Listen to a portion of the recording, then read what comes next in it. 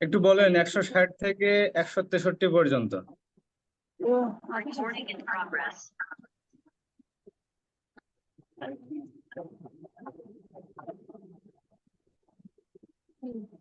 160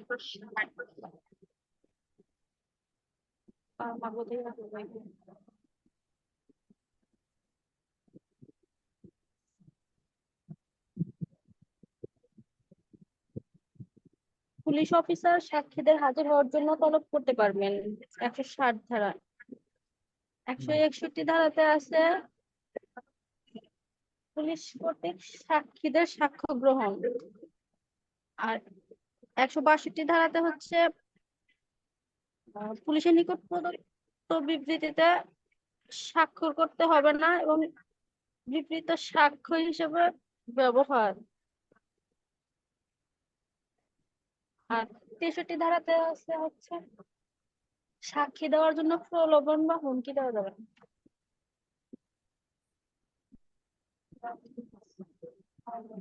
quotation গুলা বলতে পারবেন? কোটেশন না, কোটেশন বলতে পারবো না স্যার। 161 3টা কোটেশন আছে। পুলিশ অফিসারের কাছে যখন সাক্ষী আসবে তখন যে সাক্ষী ঘটনা সম্পর্কে জানে, তার সাক্ষী নিতে হবে। হ্যাঁ, আর তার সাক্ষ্য গ্রহণ করবে। প্রত্যেকটা সাক্ষীর আলাদা আলাদা সাক্ষী গ্রহণ করতে হবে। সাক্ষী প্রত্যেকটা প্রশ্নের জবাব দেবে, কিন্তু যে প্রশ্নের জবাবে সে অপরাধী হবে, তার দণ্ড হতে পারে, ফৌজদারি অভিযোগ হতে পারে, তার সম্পত্তি বাজেয়াপ্তের মতো ঘটনা করতে পারে, এরূপ প্রশ্নের জবাব দিতে সে বাধ্য নয়। আর 161 তিনি বলা হয়েছে পুলিশ অফিসার সাক্ষ্য গ্রহণ করলে সাক্ষীদের বিবৃতি পৃথক পৃথক ভাবে গ্রহণ করবেন বা লিপিবদ্ধ করবেন। আর 163-তে দুইটা বিষয় আছে। একটা বিষয় হলো, যদি কেউ সাক্ষী হতে রাজি না হয় তাকে ভয়ভীতি, প্রলোভন, হুমকি, প্রতিশ্রুতি দিয়ে সাক্ষী করা যাবে না বা সাক্ষী দিতে বাধ্য করা যাবে না। আর একটা বিষয় আছে, যদি কেউ ইচ্ছায় বা স্বেচ্ছায় বিবৃতি দিতে চায় তাকে বিরত রাখা যাবে না বা হুঁশিয়ারি দেওয়া যাবে না। ঠিক আছে? রেমা, 160 থেকে 163 কোনো ঝামেলা আছে? না স্যার, ঝামেলা নেই। ঝামেলা নেই না? আগের ধারাগুলো ঝামেলা আছে 1 থেকে 163 পর্যন্ত। তিনটা ধারা পড়বো, তিনটা ধারাই খুব গুরুত্বপূর্ণ। এখান থেকে যে কোনো সময় এমসিকিউ আসতে পারে, শর্ট প্রশ্ন আসতে পারে, বড় প্রশ্ন আসতে পারে, বিশেষ করে 164, 65, 66। ঠিক আছে? এই তিনটা ধারা খুবই গুরুত্বপূর্ণ।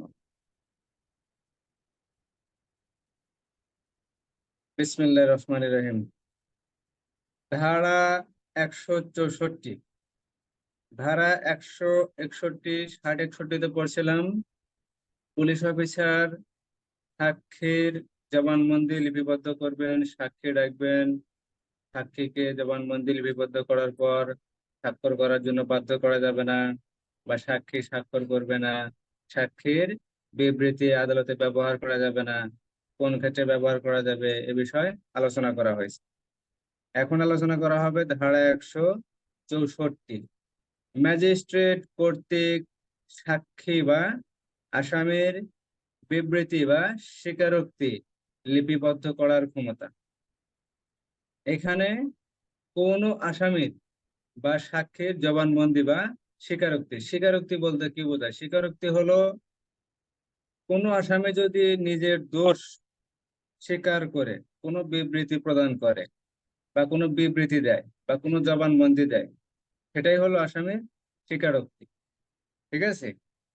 আসামির স্বীকারোক্তি কি? স্বীকারোক্তি বলতে কি বোঝায়? স্বীকারোক্তি বলতে বোঝায় যদি কোনো আসামি নিজের দোষ স্বীকার করে কোনো বিবৃতি দেয় বা জবানবন্দি দেয়, এই বিবৃতি বা জবানবন্দিকেই স্বীকারোক্তি বলে। তাহলে আসামির ক্ষেত্রে স্বীকারোক্তি আর সাক্ষীর ক্ষেত্রে বিবৃতি বা জবানবন্দি। এই জবানবন্দি ম্যাজিস্ট্রেট লিপিবদ্ধ করতে পারেন। ম্যাজিস্ট্রেট লিপিবদ্ধ করার ক্ষেত্রে কিছু নিয়ম নীতি আছে। সেই নিয়ম নীতি অনুসরণ করে ম্যাজিস্ট্রেট এই জবানবন্দি বা স্বীকারোক্তি লিপিবদ্ধ করতে পারেন। তাহলে ধারা 164, ম্যাজিস্ট্রেট কর্তৃক সাক্ষী বা আসামির বিবৃতি ও স্বীকারোক্তি লিপিবদ্ধ করার ক্ষমতা। ধারা 164(1), মেট্রোপলিটন ম্যাজিস্ট্রেট, প্রথম শ্রেণীর ম্যাজিস্ট্রেট, সরকার কর্তৃক ক্ষমতাপ্রাপ্ত দ্বিতীয় শ্রেণীর ম্যাজিস্ট্রেট তদন্তের সময়, তদন্ত চলতেছে এমন সময় অথবা পরবর্তী পর্যায়ে তদন্ত শেষ, তদন্তর কার্যক্রম শেষ, অনুসন্ধান বা বিচার কার্যক্রম শুরু হওয়ার পূর্বে যে কোনো সময়, অর্থাৎ তদন্ত কার্যক্রম শেষ হয়েছে বা তদন্ত চলতেছে, তদন্ত চলা অবস্থায় কোনো সাক্ষীর বা আসামির জবানবন্দি বা স্বীকারোক্তি ম্যাজিস্ট্রেট লিপিবদ্ধ করতে পারবেন। অথবা তদন্ত কার্যক্রম শেষ হয়ে গেছে, তার পরবর্তী পর্যায়ে বিচার কার্যক্রম এখনো শুরু হয় নাই বা অনুসন্ধানও করা হয় নাই, এমন সময় যে কোনো সময় তার নিকট দেওয়া বিবৃতি, অর্থাৎ ম্যাজিস্ট্রেটের নিকট দেওয়া বিবৃতি বা স্বীকারোক্তি লিপিবদ্ধ করতে পারবেন। তাহলে এখানে কোন কোন ম্যাজিস্ট্রেট পারবেন? এখানে বলা হয়েছে মেট্রোপলিটন ম্যাজিস্ট্রেট, মানে জেলা পর্যায়ে চিফ জুডিশিয়াল ম্যাজিস্ট্রেট, আর মহানগর এলাকার জন্য চিফ মেট্রোপলিটন ম্যাজিস্ট্রেট, প্রথম শ্রেণীর ম্যাজিস্ট্রেট, দ্বিতীয় শ্রেণীর ম্যাজিস্ট্রেট। কোন কোন সময়? তদন্তের সময়। পুলিশ অফিসার তদন্ত করতেছে, এই সময় যদি কোনো সাক্ষী সাক্ষ্য দিতে চায় বা জবানবন্দি দিতে চায়, তা লিপিবদ্ধ করতে পারবেন। অথবা যদি কোনো আসামি দোষ স্বীকার করে যদি স্বীকারোক্তি দিতে চায়, তাহলে সেই স্বীকারোক্তিও ম্যাজিস্ট্রেট লিপিবদ্ধ করতে পারবেন। অথবা পরবর্তী পর্যায়ে, তদন্তের পরবর্তী পর্যায়ে অনুসন্ধান বা বিচার শুরু হওয়ার পূর্বে, মানে অনুসন্ধানও শুরু হয় নাই, বিচার কার্যক্রমও শুরু হয় নাই, এর পূর্বে যে কোনো সময়, তদন্ত শেষে এবং বিচার কার্যক্রম বা অনুসন্ধানের পূর্বে যে কোনো সময় তার নিকট দেওয়া বিবৃতি, অর্থাৎ ম্যাজিস্ট্রেটের নিকট দেওয়া বিবৃতি বা স্বীকারোক্তি লিপিবদ্ধ করতে পারবেন। কথা বোঝা গেল? এখানে বলা হয়েছে তিনটা ম্যাজিস্ট্রেট, একটা হলো মহানগর ম্যাজিস্ট্রেট, প্রথম শ্রেণীর ম্যাজিস্ট্রেট, দ্বিতীয় শ্রেণীর ম্যাজিস্ট্রেট। দ্বিতীয় শ্রেণীর ম্যাজিস্ট্রেট অবশ্যই সরকার কর্তৃক ক্ষমতা প্রাপ্ত হতে হবে, নতুবা না। তাহলে প্রথম শ্রেণীর মহানগর ম্যাজিস্ট্রেট, প্রথম শ্রেণীর ম্যাজিস্ট্রেট, দ্বিতীয় শ্রেণীর ম্যাজিস্ট্রেট কোন সময়? তদন্তের সময় অথবা পরবর্তী পর্যায়ে অনুসন্ধান বা বিচার শুরু হওয়ার পূর্বে। তিনটা বিষয়, একটা বিষয় হলো তদন্তের সময়, অন্যটা বিষয় হলো তদন্তের পরবর্তী সময়, কিন্তু অনুসন্ধান বা বিচার শুরু হওয়ার পূর্বে। ঠিক আছে? যদি কোনো ব্যক্তি সাক্ষী বা জবানবন্দি দিতে চায় অথবা কোনো আসামি দোষ স্বীকার করে স্বীকারোক্তি দিতে চায়, তাহলে ম্যাজিস্ট্রেট সেই জবানবন্দি বা স্বীকারোক্তি লিপিবদ্ধ করতে পারবেন। ধারা 161(1), 164(1), বোঝা গেল? 164(1)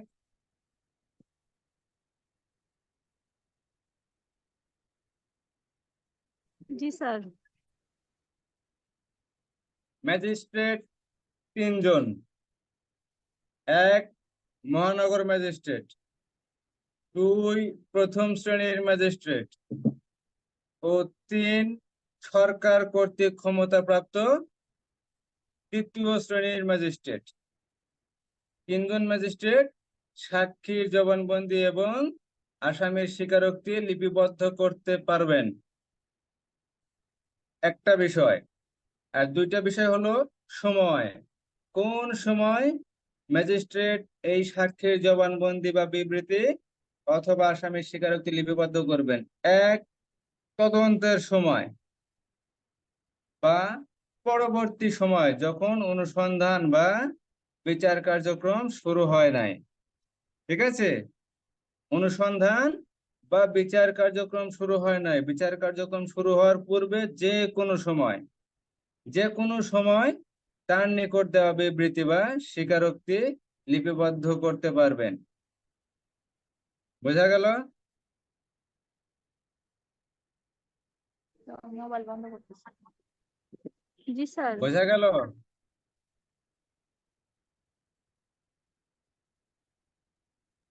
জি স্যার। 1 মিনিট।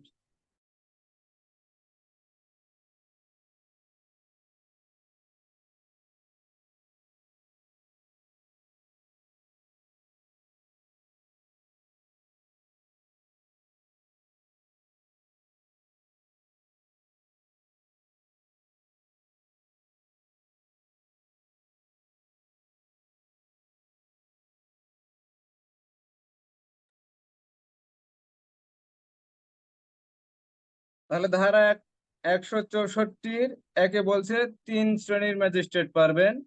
মহানগর ম্যাজিস্ট্রেট প্রথম শ্রেণী, দ্বিতীয় শ্রেণী। কোন কোন সময়? প্রথম হলো তদন্তের সময়, তদন্ত কার্যক্রম চলতেছে বা চলমান এমন সময়, অথবা তার পরবর্তী সময় যখন বিচার শুরু হয় নাই বা অনুসন্ধান কার্যক্রম শুরু হয় নাই এমন সময়, অনুসন্ধান কার্যক্রম শুরু হওয়ার পূর্বে এমন সময়, যদি কোনো ব্যক্তি সাক্ষী দিতে চায় বা আসামি দোষ স্বীকারোক্তিমূলক বিবৃতি দিতে চায় বা স্বীকারোক্তি দিতে চায়, তাহলে সেই স্বীকারোক্তি ম্যাজিস্ট্রেট লিপিবদ্ধ করতে পারবেন। ধারা 164-1। বোঝা গেছে?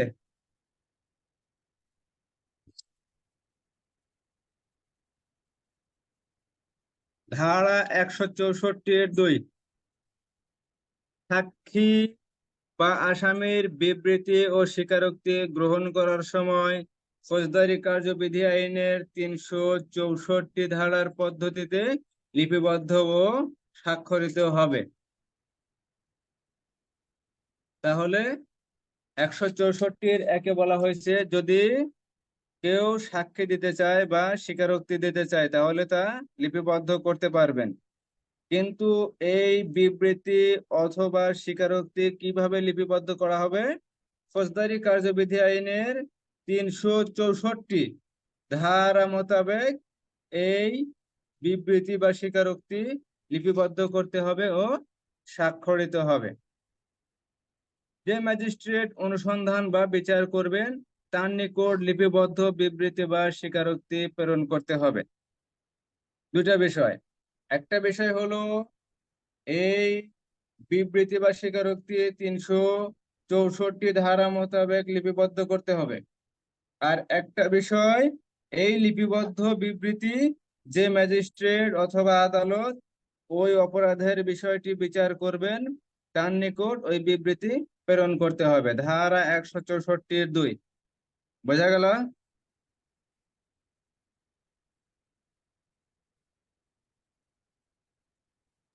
জি স্যার। তাহলে ধারা 164-র দুইটা বিষয়। একটা বিষয় 164-1 একে বলছে দুইটা বিষয়, 3 শ্রেণীর ম্যাজিস্ট্রেট লিপিবদ্ধ করতে পারবেন। এখানে মহানগর ম্যাজিস্ট্রেট প্রথম শ্রেণীর, দ্বিতীয় শ্রেণীর।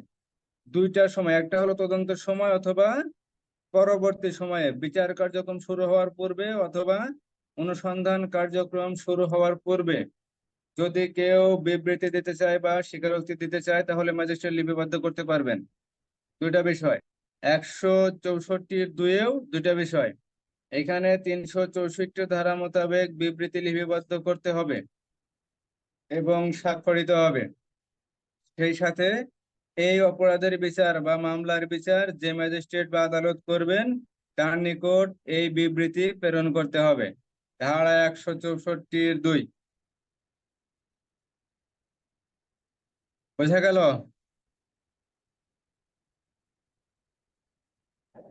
জি স্যার। জি স্যার। এবার 164-3। খুবই সুন্দর কথা।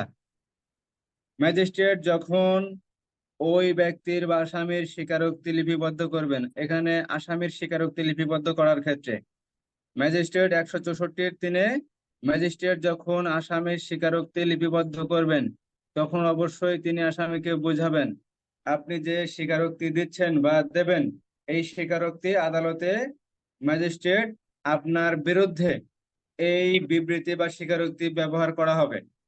মানে তিনি যে দোষ স্বীকার করবেন যে আমি চুরি করছি বা আমি ডাকাতি করছি বা আমি অমুককে ধর্ষণ করছি বা আমি অমুককে খুন করছি, এই খুনের বিষয়, ধর্ষণের বিষয়, চুরির বিষয় বা ডাকাতির বিষয়ে যখন নিজের দোষ স্বীকার করে বিবৃতি দেবেন, অবশ্যই সেই বিবৃতি আদালতে তার বিরুদ্ধে ব্যবহার করা হবে।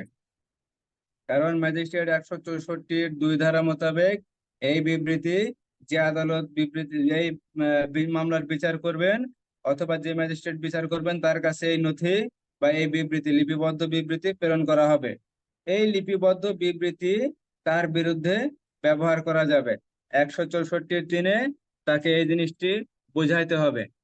স্বীকারোক্তি লিপিবদ্ধ করার পূর্বে ম্যাজিস্ট্রেট বুঝাবেন তিনি দোষ স্বীকার করতে বাধ্য না। অর্থাৎ ম্যাজিস্ট্রেট আসামিকে বুঝাবেন যে আপনি যে দোষ স্বীকারোক্তি দিতে চাইতেছেন বা আপনি যে স্বীকারোক্তি দিতে চাইতেছেন, এই দোষ স্বীকারোক্তি আপনি করতে বাধ্য না। তিনি দোষ স্বীকার করলে স্বীকারোক্তি তার বিরুদ্ধে সাক্ষ্য হিসেবে ব্যবহার করা হবে। এই দোষ স্বীকার অবশ্যই নিজের ইচ্ছায় হতে হবে। দোষ স্বীকারোক্তি লিপিবদ্ধ শেষে ম্যাজিস্ট্রেট লিপির নিচে অর্থাৎ লিপিবদ্ধর নিচে যে তিনি যে বিবৃতি লিপিবদ্ধ করবেন তার নিচে স্বাক্ষর করবেন। ম্যাজিস্ট্রেট নোট: স্বীকারোক্তি গ্রহণের পূর্বে আসামিকে 3 ঘন্টা সময় দিতে হবে। অর্থাৎ ম্যাজিস্ট্রেট যখন কোনো আসামির স্বীকারোক্তি লিপিবদ্ধ করবেন, ওই আসামিকে 3 ঘন্টা সময় দিতে হবে। তারপর ম্যাজিস্ট্রেট আসামিকে 6টি প্রশ্ন করবেন এবং তারপর দোষ স্বীকার লিপিবদ্ধ ফর্মে যে সকল প্রশ্ন আছে তা জিজ্ঞাসা করবেন। তাহলে এখানে বোঝা গেল ম্যাজিস্ট্রেট যখন কোনো আসামির দোষ স্বীকারোক্তি লিপিবদ্ধ করবেন, তিনি আসামিকে আগে বুঝাবেন যে আপনি দোষ স্বীকার করতে বাধ্য না। ঠিক আছে, আপনি দোষ স্বীকার করতে বাধ্য না। আপনি যদি দোষ স্বীকার করে বিবৃতি দেন বা স্বীকারোক্তি দেন, এই স্বীকারোক্তি সাক্ষ্য হিসেবে আদালতে আপনার বিরুদ্ধে ব্যবহার করা হবে। ঠিক আছে, আর আসামি যে দোষ স্বীকারোক্তি দেবে, এই দোষ স্বীকারোক্তি অবশ্যই তার স্বেচ্ছায় হতে হবে। দেখা গেল পুলিশ অফিসারের রিমান্ডে যায় এই যায় সেই যায় যে দোষ স্বীকারোক্তি দেবে, এরকম হবে না। তাকে বুঝাইতে হবে যে আপনি যে দোষ স্বীকারোক্তি দিতেছেন এটা আপনার স্বেচ্ছায় কিনা, না আপনি কোনো চাপে পড়ে দিতেছেন। ঠিক আছে, তাকে এটাও বুঝাইতে হবে যে আপনি দোষ স্বীকারোক্তি দিলে অথবা না দিলে আপনাকে পুনরায় পুলিশ হেফাজতে প্রেরণ করা হবে না, আপনাকে কোর্টের মাধ্যমে কারাগারে প্রেরণ করা হবে। ঠিক আছে, এগুলো জিনিস ম্যাজিস্ট্রেট তাকে বুঝাবেন। আর ম্যাজিস্ট্রেট যখন এই দোষ স্বীকারোক্তি লিপিবদ্ধ করবেন, অবশ্যই লিপিবদ্ধের পূর্বে আসামিকে বা ওই ব্যক্তিকে 3 ঘন্টা সময় দিতে হবে। 3 ঘন্টা সময় দেওয়ার পর সে যদি দোষ স্বীকারোক্তি দিতে চায় তাহলে ম্যাজিস্ট্রেট লিপিবদ্ধ করবেন। ঠিক আছে, ম্যাজিস্ট্রেট এখানে আসামিকে 6টি প্রশ্ন করবেন। 6টি প্রশ্ন একটু শুনে নেন। কি কি প্রশ্ন? 1, পুলিশের হেফাজতে আপনি কতদিন ছিলেন? ম্যাজিস্ট্রেট আসামিকে জিজ্ঞাসা করবেন আপনি পুলিশের হেফাজতে কতদিন ছিলেন। দোষ স্বীকার করার জন্য আপনার উপরে কেউ চাপ দিচ্ছে কিনা, দোষ স্বীকার আদায় করার জন্য আপনাকে কেউ শাসিয়েছে কিনা, অর্থাৎ আপনাকে দোষ স্বীকার করার জন্য কেউ শাসিয়েছে কিনা, দোষ স্বীকার করার জন্য আপনাকে কি কেউ কোনো প্রলোভন দেখিয়েছে, আপনাকে কেউ কোনো প্রলোভন দেখিয়েছে কিনা দোষ স্বীকারোক্তি করার জন্য, আপনাকে রাজসাক্ষী করার প্রস্তাব করা হয়েছে কিনা। আরেকটি প্রশ্ন, আপনি দোষ স্বীকার কেন করছেন, আপনি দোষ স্বীকার কেন করছেন। এই 6টি প্রশ্ন ম্যাজিস্ট্রেট আসামিকে করবেন। যে আসামি স্বীকারোক্তিমূলক বিবৃতি দিতে চায় তাকে এই 6টি প্রশ্ন করতে হবে। তাহলে ধারা 164-1, মহানগর ম্যাজিস্ট্রেট, প্রথম শ্রেণীর ম্যাজিস্ট্রেট, দ্বিতীয় শ্রেণীর ম্যাজিস্ট্রেট স্বীকারোক্তি লিপিবদ্ধ করতে পারবেন এবং তদন্তের সময় অথবা পরবর্তী সময় অনুসন্ধান বা বিচার কার্যক্রম শুরুর পূর্বে যে কোনো সময় আসামি বা সাক্ষী যদি বিবৃতি দিতে চায় তাহলে সেই বিবৃতি ম্যাজিস্ট্রেট লিপিবদ্ধ করবেন। 164-1, 164-2 বলা হয়েছে ফৌজদারি কার্যবিধি আইনের 364 ধারা মোতাবেক এই বিবৃতি লিপিবদ্ধ করতে হবে এবং ম্যাজিস্ট্রেট দ্বারা স্বাক্ষরিত হবে। এই বিবৃতি যে আদালত মামলা কার্যক্রম পরিচালনা করতেছে বা বিচার চলতেছে যে আদালতে, সেই আদালতে এই বিবৃতি বা লিপিবদ্ধকৃত বিবৃতি প্রেরণ করতে হবে। 164(2) 164(3) বলা হয়েছে ম্যাজিস্ট্রেট যখন আসামির বিবৃতি লিপিবদ্ধ করবেন, লিপিবদ্ধ করার পূর্বে ম্যাজিস্ট্রেট আসামিকে জানাবেন আপনি দোষ স্বীকার করতে বাধ্য না। আপনি দোষ স্বীকার করে যদি কোনো স্বীকারোক্তি দেন, তাহলে সেই স্বীকারোক্তি আদালতে আপনার বিরুদ্ধে ব্যবহার করা হবে, সাক্ষ্য হিসেবে আপনার বিরুদ্ধে ব্যবহার করা হবে। এখানে দোষ স্বীকারোক্তি অবশ্যই নিজের ইচ্ছায় হতে হবে, স্বেচ্ছায়। আসামি নিজের স্বেচ্ছায় বা নিজের ইচ্ছায় দোষ স্বীকারোক্তি দিবেন। দোষ স্বীকারোক্তি লিপিবদ্ধ করার পর ম্যাজিস্ট্রেট বিবৃতির নিচে বা লিপিবদ্ধকৃত বিবৃতির নিচে স্বাক্ষর করবেন এবং সিলমোহর দেবেন। ঠিক আছে? 164(3) আর এখানে দুইটা জিনিস বলা আছে। ম্যাজিস্ট্রেট যখন কোনো আসামির দোষ স্বীকারোক্তি লিপিবদ্ধ করবেন, অবশ্যই দোষ স্বীকারোক্তি লিপিবদ্ধ করার পূর্বে আসামিকে 3 ঘন্টা সময় দিতে হবে। সময় 3 ঘন্টা। আর একটা বিষয় বলা আছে, আসামিকে 6টি প্রশ্ন করতে হবে। যদি কখনো এমসিকিউ আসে যে ম্যাজিস্ট্রেট কোনো আসামির দোষ স্বীকারোক্তি লিপিবদ্ধ করার সময় আসামিকে কয়টি প্রশ্ন করবেন, 4টি, 5টি, 6টি, 7টি? অবশ্যই 6টি। আসামিকে যখন ম্যাজিস্ট্রেট প্রশ্ন করবেন, 6টি প্রশ্ন করবেন। প্রশ্ন করার পর দোষ স্বীকারোক্তি লিপিবদ্ধ করবেন। ধারা 164। ধারা 164 বোঝা গেল?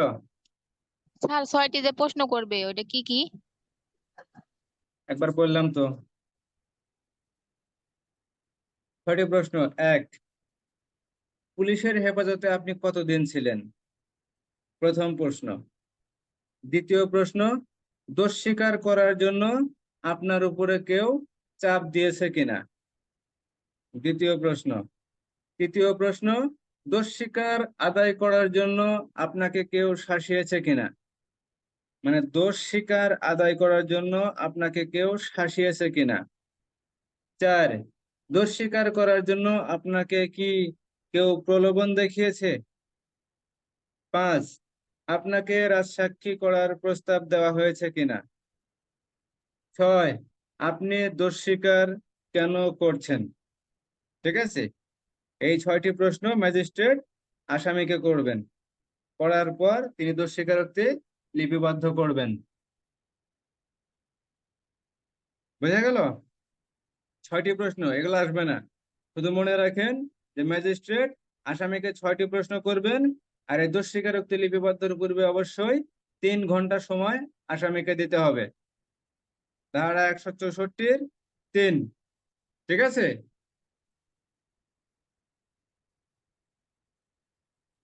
ধারা 164 বোঝা গেল?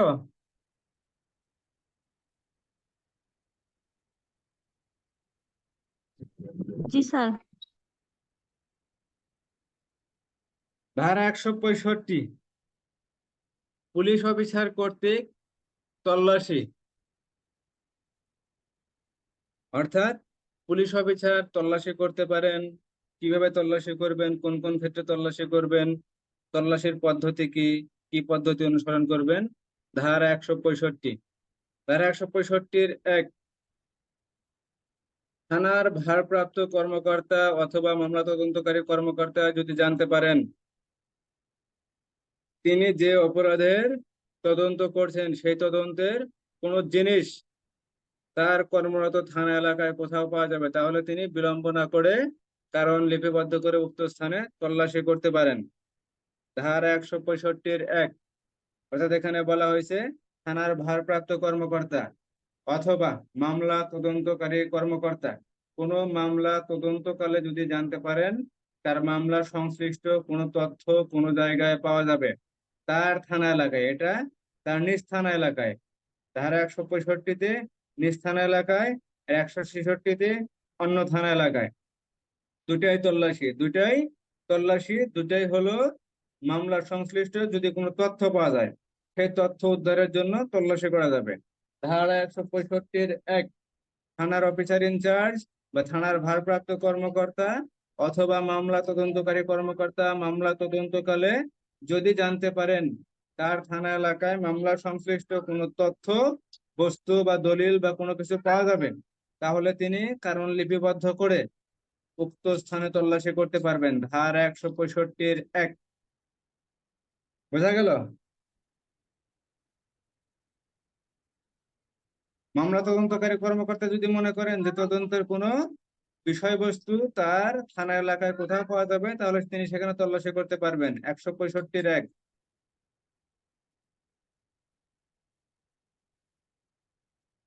165-2। এরূপ তল্লাশি ব্যক্তিগতভাবে নিজে তল্লাশি পরিচালনা করবেন। অর্থাৎ এরূপ ক্ষেত্রে যদি তল্লাশি করার প্রয়োজন হয়, তাহলে মামলা তদন্তকারী কর্মকর্তা অথবা থানার ভারপ্রাপ্ত কর্মকর্তা নিজে উপস্থিত থেকে তল্লাশি কার্যক্রম পরিচালনা করবেন।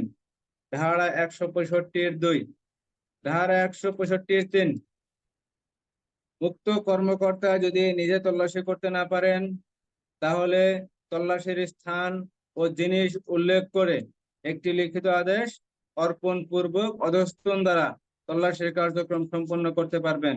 অর্থাৎ থানার ভারপ্রাপ্ত কর্মকর্তা বা মামলা তদন্তকারী কর্মকর্তা যদি নিজে উপস্থিত থেকে তল্লাশি করতে না পারেন, তাহলে যে জায়গায় তল্লাশি করা হবে সেই তল্লাশির স্থান আর যে জিনিসের জন্য তল্লাশি করা হবে সেই জিনিসের নাম উল্লেখ করে অধস্তন দ্বারা তল্লাশি করাইতে পারেন।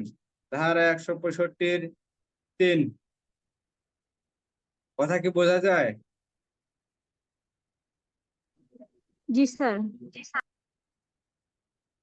তাহলে ধারা 165-1-এ থানার ভারপ্রাপ্ত কর্মকর্তা বা মামলা তদন্তকারী কর্মকর্তা মামলা সংশ্লিষ্ট কোনো তথ্যের জন্য যে কোনো তার এলাকায় যে কোনো স্থান তিনি তল্লাশি করতে পারেন। 165-2 বলা হয়েছে তিনি নিজে উপস্থিত থেকে তল্লাশি করবেন।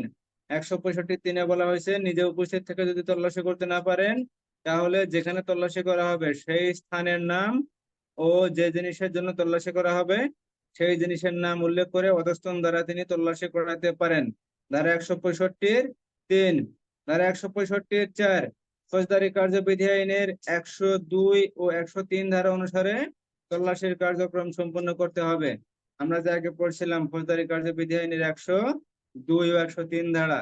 48 ধারা মোতাবেক অনুমতি নিতে হবে, 48 ধারা মোতাবেক ভেঙ্গে প্রবেশ করতে হবে, তারপরে যদি কারো শরীরে পাওয়া যায় তাকে তল্লাশি করতে হবে। 103-এ পড়ছিলাম সাক্ষীদের উপস্থিতি তল্লাশি কার্যক্রম সম্পন্ন করতে হবে, জব্দ তালিকা প্রস্তুত করতে হবে, যে স্থান তল্লাশি করা হবে সেই স্থানের মালিক বা প্রতিনিধিকে সঙ্গে রাখতে হবে, তাদেরকে একটা কপি দিতে হবে।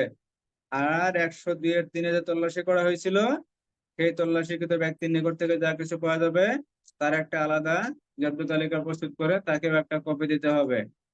পড়ছিলাম তো 102-103, মনে আছে?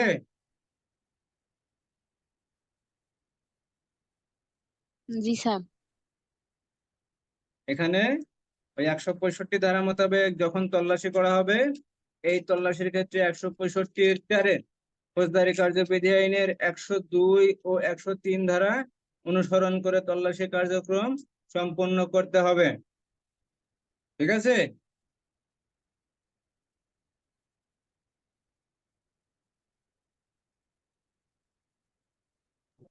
জি স্যার। আর এখানে 165 ধারা মোতাবেক তল্লাশি কার্যক্রম সম্পন্ন করে যা কিছু পাওয়া যাবে বিচার করতে পারে, ওই অপরাধের বিচার করতে পারে এমন কোন ম্যাজিস্ট্রেটের নিকট প্রেরণ করতে হবে। ধারা 165-5। তাহলে ধারা 165-তে বলছে মামলা তদন্তকারী কর্মকর্তা মামলা তদন্তকারী যদি জানতে পারেন কোন তথ্য বা সংশ্লিষ্ট মামলা সংশ্লিষ্ট কোন তথ্য কোথাও পাওয়া যাবে তার নিজ থানা এলাকার ভিতরে, তাহলে উক্ত স্থানে তিনি কারণ লিপিবদ্ধ করে তল্লাশি করতে পারবেন।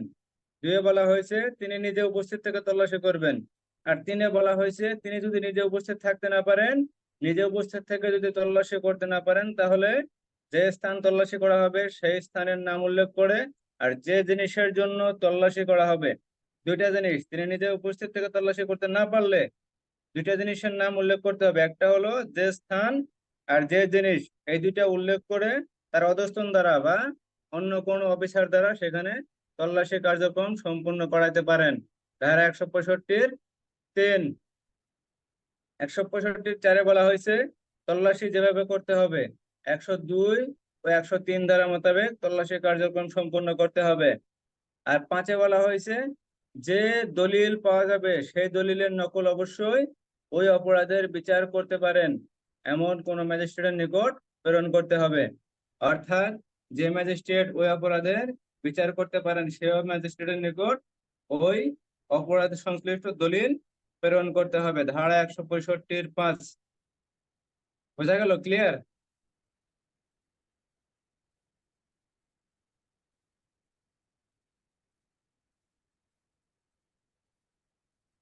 জি স্যার।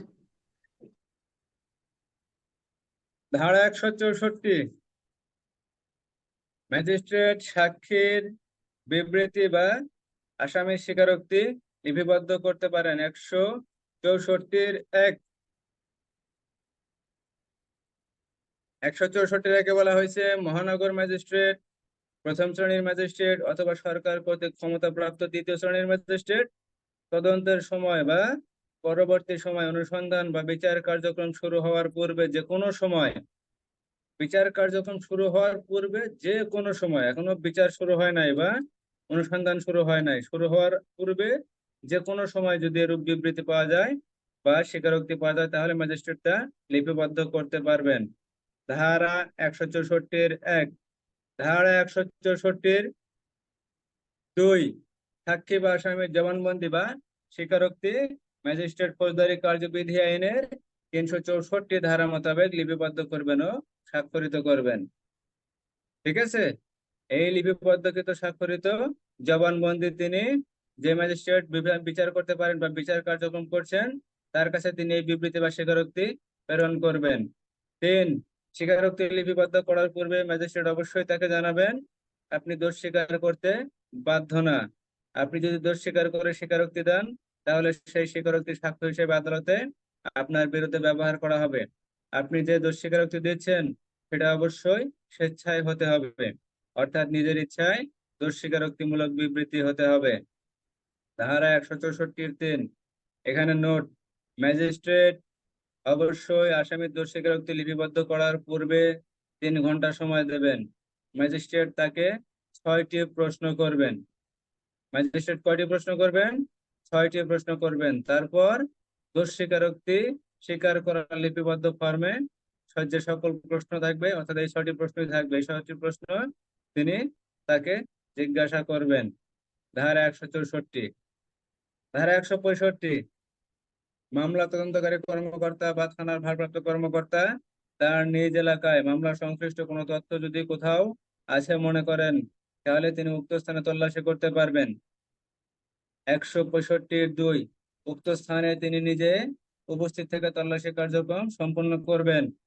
165(3), তিনি যদি নিজে হাজির থেকে তল্লাশি করতে না পারেন তাহলে উক্ত স্থানের নাম ও জিনিসের নাম উল্লেখ করে, উক্ত স্থান ও জিনিসের নাম উল্লেখ করে তিনি একটি লিখিত আদেশ দ্বারা অধস্তনকে তল্লাশি কার্যক্রম সম্পূর্ণ করাতে পারেন। 4 বলা হয়েছে ফৌজদারি কার্যবিধি আইনের 102 ও 103 ধারা মোতাবেক তল্লাশি কার্যক্রম চালাইতে হবে।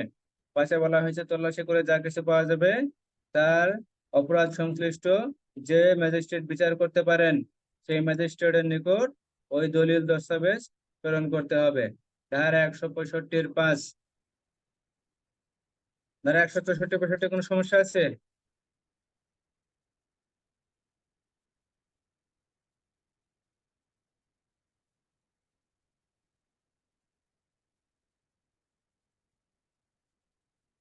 ধারা 164-65 কোনো সমস্যা আছে রিমার সাথে?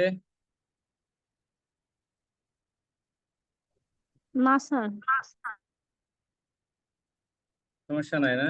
ধারা 166, মোটামুটি এই ধারা গেলে এরপরে একটা ধারা থাকবে 167, এটা একটু বড়, তারপরে সব ছোট ছোট। ঠিক আছে? 174 আছে। ধারা 166, ধারা 165-তে নিজ থানা এলাকায় তল্লাশি, আর ধারা 166-তে অন্য থানা এলাকায় তল্লাশি, কার্যক্রম সব একই। ঠিক আছে? একই কার্যক্রম, শুধু নিজ থানা এলাকায় এবং অন্য থানা এলাকায়। 166(1), থানার ভারপ্রাপ্ত কর্মকর্তা অথবা মামলা তদন্তকারী কর্মকর্তা নিজ থানা এলাকায় যেমন তল্লাশি করতে পারেন ঠিক তেমনি একই বা ভিন্ন জেলার, অর্থাৎ পাবনা থানার ভারপ্রাপ্ত কর্মকর্তা অথবা পাবনা থানার মামলা তদন্তকারী কর্মকর্তা যেমন তার থানা এলাকায় তল্লাশি করতে পারেন, ঠিক তেমনি তিনি আতাইকুলা থানায়ও তল্লাশি করতে পারবেন, অথবা সিরাজগঞ্জ জেলার সিরাজগঞ্জ সদর থানায়ও তিনি তল্লাশি কার্যক্রম করাইতে পারেন। তাহলে 166 একে বলা হয়েছে থানার ভারপ্রাপ্ত কর্মকর্তা অথবা মামলা তদন্তকারী কর্মকর্তা যেমন নিজ থানা এলাকায় তল্লাশি করতে পারেন, ঠিক তেমনি একই বা ভিন্ন জেলার থানার ভারপ্রাপ্ত কর্মকর্তা দ্বারা কোন স্থান তল্লাশি করাইতে পারেন।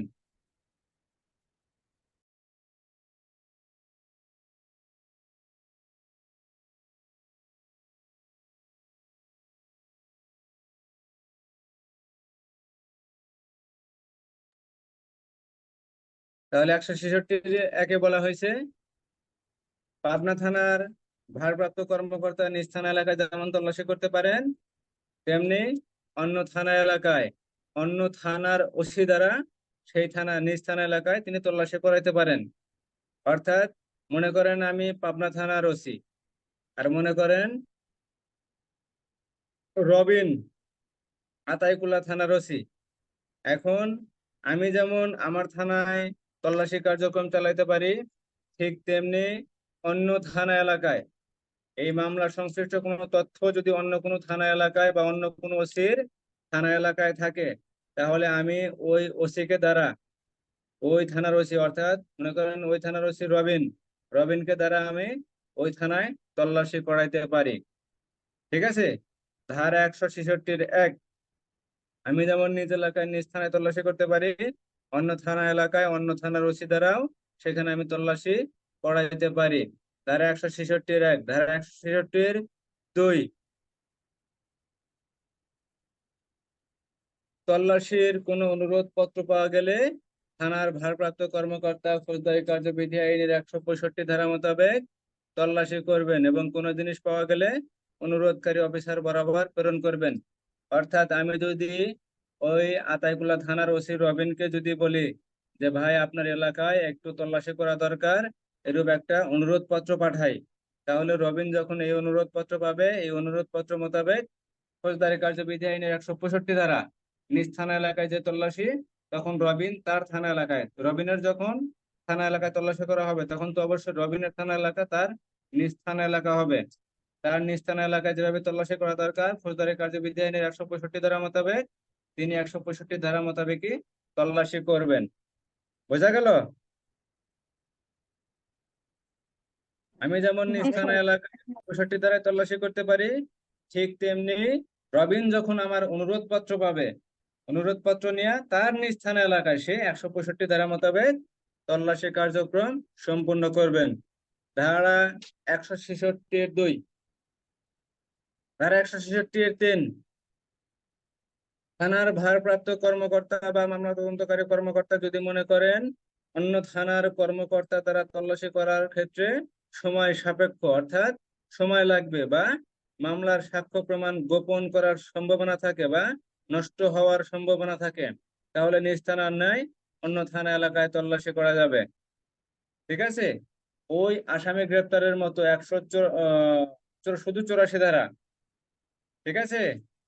যদি মনে হয় আমি অন্য থানার ওসির কাছে রিপোর্ট করব বা ম্যাজিস্ট্রেটের নিকট রিপোর্ট করব, এই রিপোর্ট করার ক্ষেত্রে যে সময় নষ্ট হবে, এই সময়ের ভিতরে আপনি পালায়া যাইতে পারে, তাহলে ওই অফিসার পুলিশ অফিসার সরাসরি সেখানে যায় ওই আসামিকে গ্রেপ্তার করতে পারেন। ঠিক সেই সেরূপ অবস্থায় এখানে যদি মনে হয় অন্য থানার ওসি দ্বারা বা অন্য থানার পুলিশ কর্মকর্তা দ্বারা তল্লাশি করাইতে গেলে এটা সময় সাপেক্ষ হবে এবং সেই সাথে মামলার সাক্ষ্য প্রমাণ নষ্ট হওয়ার সম্ভাবনা থাকে বা গোপন করার সম্ভাবনা থাকে, সেই ক্ষেত্রে এই থানার অফিসার ওই থানায় যে তল্লাশি করতে পারবেন।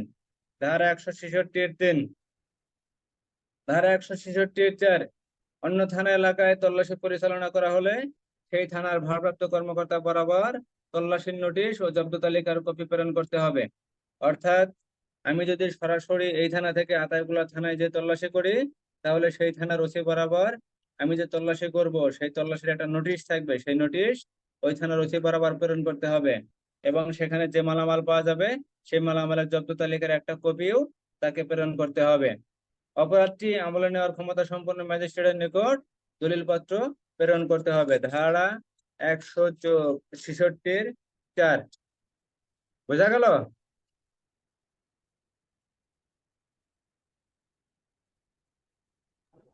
জি স্যার। ধারা 166-5,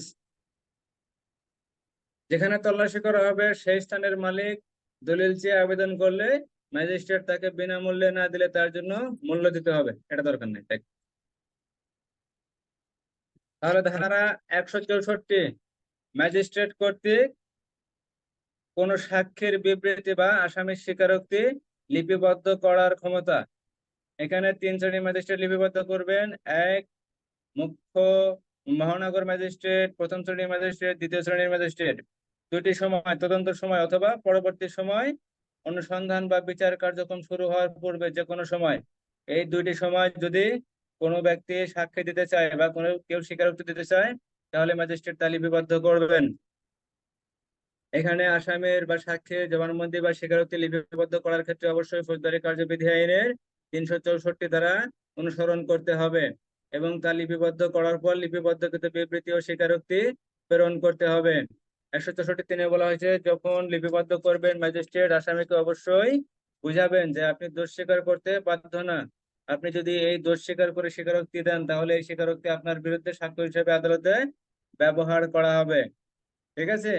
ম্যাজিস্ট্রেট আসামিকে এই দোষ স্বীকারোক্তি লিপিবদ্ধ করার পূর্বে অবশ্যই 3 ঘন্টা সময় দিবেন। তাকে 6টি প্রশ্ন করতে হবে। ধারা 164। ধারা 165, নিজ থানা এলাকায় থানার ভারপ্রাপ্ত কর্মকর্তা অথবা মামলা তদন্তকারী কর্মকর্তা কর্তৃক কোন স্থান তল্লাশি। ধারা 165-1, থানার কর্মকর্তা অথবা থানার ভারপ্রাপ্ত কর্মকর্তা অথবা মামলা তদন্তকারী কর্মকর্তা নিজ থানা এলাকায় যে কোনো সময় তল্লাশি করতে পারেন। 165-2, তিনি নিজে তল্লাশি করবেন। 165-3, তিনি যদি নিজে তল্লাশি করতে না পারেন, তাহলে ওই তল্লাশির স্থান ও তল্লাশির জিনিস উল্লেখ করে যে কোনো আদেশ অধস্তনকে দ্বারা যে কোনো আদেশ অধস্তনের নিকট অর্পণ করে তিনি সেই স্থান তল্লাশি করাইতে পারেন। ধারা 165-4, ফৌজদারি কার্যবিধি আইনের 102 ও 103 ধারা অনুসারে তল্লাশি করতে হবে। ধারা 165-5, এখানে তল্লাশি করার পর কোনো দলিলের নকল অবশ্যই অপরাধের বিচার করতে পারেন, এরূপ ম্যাজিস্ট্রেটের নিকট বা আদালতের নিকট প্রেরণ করতে হবে। ধারা 165-5, এটা হলো 165 নিজ থানা এলাকায় তল্লাশি। ধারা 166, অন্য থানা এলাকায় তল্লাশি। নিজে তল্লাশি করবেন অথবা সেই থানা এলাকার অফিসার দ্বারা তল্লাশি করাইবেন। ধারা 166-1, থানার ভারপ্রাপ্ত কর্মকর্তা অথবা মামলা তদন্তকারী কর্মকর্তা যদি জানতে পারেন তার মামলা সংশ্লিষ্ট কোনো তথ্য অন্য থানা এলাকায় বা অন্য জেলার কোনো থানা এলাকায় আছে, তাহলে সেই থানার ভারপ্রাপ্ত কর্মকর্তা দ্বারা সেখানে তল্লাশি করাতে পারেন। 166-1। 166-2, তল্লাশির যদি কোনো অনুরোধপত্র পাওয়া যায়, তাহলে সেই অনুরোধপত্র নিয়ে থানার ভারপ্রাপ্ত কর্মকর্তা যিনি পাবেন, তিনি ফৌজদারি কার্যবিধি আইনের 165 ধারা মোতাবেক নিজ থানা এলাকায় তল্লাশি করবেন। 165-3, থানার ভারপ্রাপ্ত কর্মকর্তা বা মামলা তদন্তকারী কর্মকর্তা যদি মনে করেন অন্য থানার অফিসার দ্বারা তদন্ত করার সময় সাপেক্ষ এবং অপরাধের সাক্ষ্য প্রমাণ গোপন হওয়ার সম্ভাবনা আছে বা নষ্ট করে ফেলার সম্ভাবনা আছে, তাহলে নিজ থানা এলাকার নাই ওই থানায় যে তল্লাশি করা যাবে। ধারা 166-4, অন্য থানা এলাকায় যখন তল্লাশি করা হবে তখন অবশ্যই সেই থানার অফিসার বরাবর বা থানার ভারপ্রাপ্ত কর্মকর্তা বরাবর তল্লাশির নোটিশ এবং জব্দকৃত মালামালের তালিকা কপি প্রেরণ করতে হবে। ধারা 166-4, এবং অপরাধ আমলে নিতে পারে এমন ম্যাজিস্ট্রেটের নিকট দলিল পত্র প্রেরণ করতে হবে। 166-4 ধারা। বোঝা গেল? 164, 65, 66।